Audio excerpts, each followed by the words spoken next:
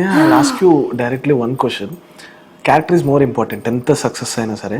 So ఒక ఇంట్లో నుంచి పారిపోయి వచ్చి వెయిట్రెస్గా చేసి గోల్డ్ షాప్లో వర్క్ చేసి జాబ్ చేసి బిగ్ బాస్ వచ్చి ఈ జర్నీలో ఒక సినిమాస్ గురించి ట్రై చేస్తే ఇప్పుడు కూడా సినిమాస్ గురించి ట్రై చేస్తున్నప్పుడు we are living in a society every men will see అంటే లైక్ ఎలా చూస్తారనేది నీకు తెలుసని స్పెషల్గా చెప్పక్కలే.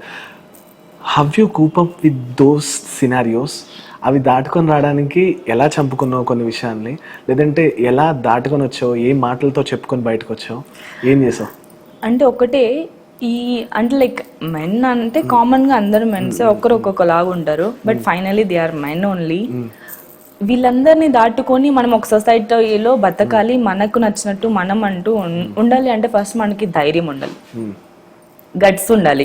ఎందుకంటే వాళ్ళు ఎలాంటివి చెప్పినా ఎలాంటి మాయమాటలు చెప్పినా నమ్మకుండా ఒకటి అంటే మనం నమ్మింది మనం చెయ్యాలి. అంటే లైక్ ఒక గుడ్ పాత్లో వెళ్ళాలి, మనకు కావాల్సింది మనం చెయ్యాలి, మన కెరియర్ మనం ఏదనుకుంటే అదే వేలో వెళ్ళాలి. కానీ ఎవరన్నా చెప్పి మోసపోవడం చాలా మంది జరుగుతూ ఉంటాయి.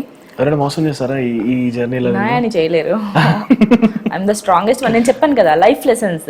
లైఫ్ అనేది మనకు ఒకటి నేర్పిస్తుంది. ఎప్పుడైతే మనం ఇంట్లోంచి బయటకు వచ్చి సింగిల్ ఉమెన్గా మనం బతకడం స్టార్ట్ చేసి ఒక లైఫ్ లీడ్ చేసిన తర్వాత మనకి తెలిసిపోతుంది మనల్ని అంత ఈజీగా ఎవరు మోసం చేయలేరు. ఎందుకంటే లైఫ్ లెసన్స్ నేర్చుకొని రాకముందు చిన్న పిల్లలుగా నేను కూడా ఒక కాలేజ్ స్టూడెంట్గా ఉండి ఇంట్లోంచి బయటకు వచ్చినప్పుడు నేను మోసపోయి ఉండొచ్చు మేబీ, బికాజ్ అప్పుడు నాకు లైఫ్ తెలీదు.